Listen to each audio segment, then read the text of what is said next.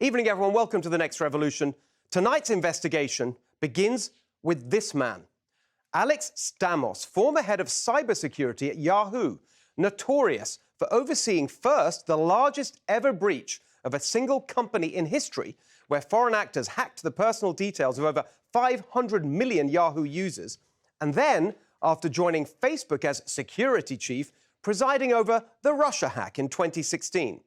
After these serial fiascos, Stamos joined Stanford University as part of a group examining the role of security and technology in society, where he would, quote, continue to collaborate with Facebook. Around the same time, this man, Chris Krebs, was appointed director of the newly created Cybersecurity and Infrastructure Security Agency, or CISA, inside the Department of Homeland Security.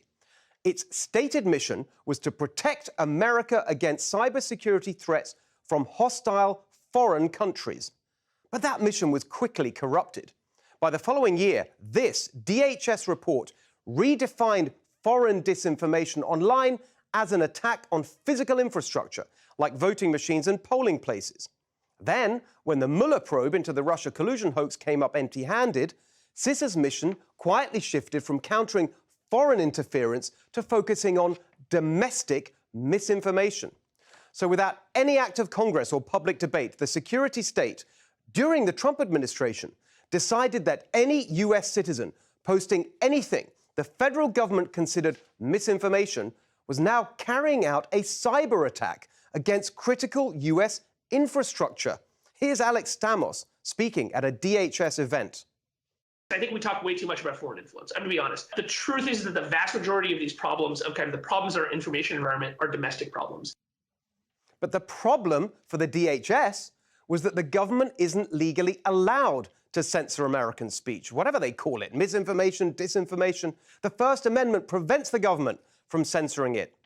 So they created a workaround, a new public-private entity, the Election Integrity Partnership, EIP. Got to have a three-letter acronym. Here's Alex Stamos explaining it. There was a lack of capability around election disinformation. This is not because CISA didn't care about disinformation, but at the time, they lacked both kind of the funding and the legal authorizations to go do the kinds of work that would be necessary. We were able to pull together pretty quickly a project between these four different institutions to try to fill the gap of the things that the government could not do themselves.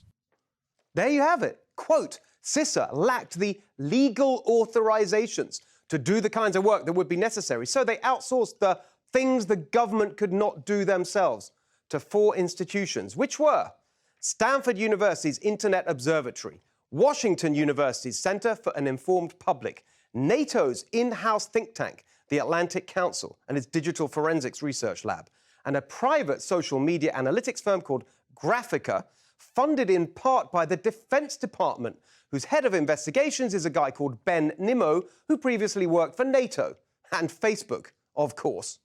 This group, the EIP, was the proxy for the US government censorship of Americans.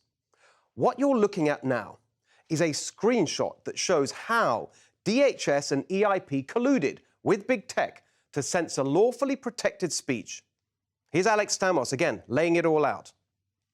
We have reached out and we have had two-way conversations with all the major platforms, right? So we've had really good conversations with Facebook, Twitter, Google, Reddit. So that's been good. I think, our goal with that is that if we're able to find disinformation, that we'll be able to report it quickly and then collaborate with them on taking it down. And as Matt Taibbi revealed in this Friday's Twitter files, the EIP was a funnel for censorship actions from across the security state. But in a further shocking example of mission creep, the security state censorship by proxy operation expanded from its original focus on elections to include, you guessed it, COVID misinformation. To do this, the EIP rebranded itself into an entity called the Virality Project, or VP. Here's EIP's Renee DiResta. We recognize the need to ramp back up, this time to support government health officials' efforts to combat misinformation targeting the COVID-19 vaccines. And thinking about what role government should play here. How could we constructively define misinformation, particularly in an environment like COVID? What role should government play here? She pondered. I think we can guess. This new government censorship partner, VP, ended up censoring 66, quote, social media narratives on COVID during 2021. They censored reports of adverse reactions to the COVID vaccines, even getting Facebook to remove those accounts. They manipulated search results to make it harder to find information that questioned the vaccine. They got Pinterest to only show information from the CDC and the WHO because they got everything so right during the pandemic. The range of opinions censored as misinformation was stunningly broad. Claims that vaccines are, quote, not necessary or effective in combating the spread of COVID-19. That is true, but they censored it. Arguments against vaccine mandates and vaccine passports, totally valid, but they censored it.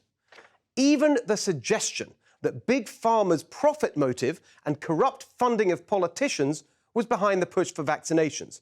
You may agree with that or disagree with it, but in America today, according to these totalitarian cyber fascists, you're not even allowed to say it. What is this? Who are these people arrogantly, imperiously deciding what you can say?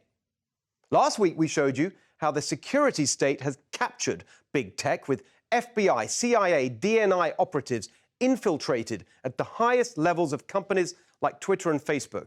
And now we know the other way they're doing it, through this brazen and illegal proxy for their government censorship, the EIP.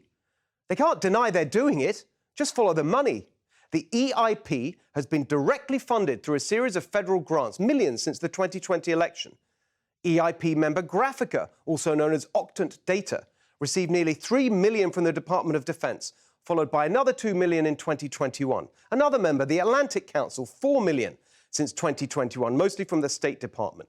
The Stanford and University of Washington groups received a $3 million grant. And because this is the swamp, we see the corrupt revolving door in action. After being fired from the Department of Homeland Security, former CISA director Chris Krebs founded his own consulting firm with, guess who?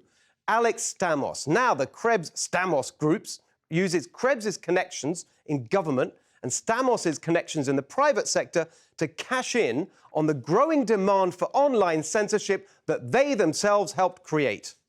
And of course, the gullible establishment stooges in the media happily put this corrupt and menacing duo on TV non-stop as experts on misinformation. Of course, the tech companies dress up their collaboration in this illegal plot as just experts in the government helping them with content moderation.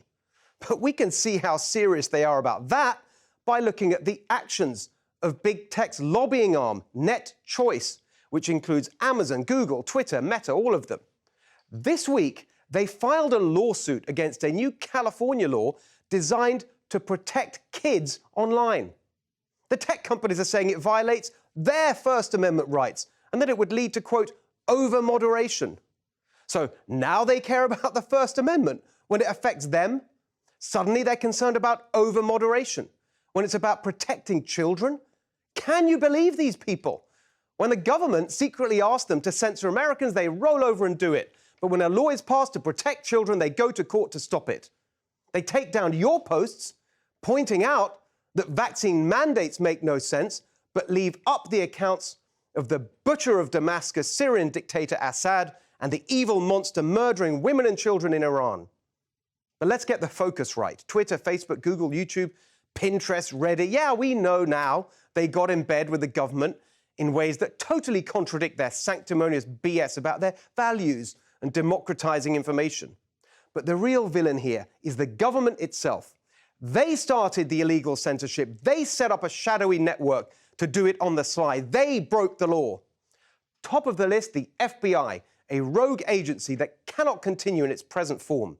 Christopher Wray, who must now be investigated and prosecuted. The Department of Homeland Security, with its complacent and destructive Secretary Mayorkas, who won't secure our border, but happily assaults our democracy. The DHS's sinister domestic censorship arm, CISA. This is a monumental scandal. There must be accountability. There must be action. That is the next revolution we need.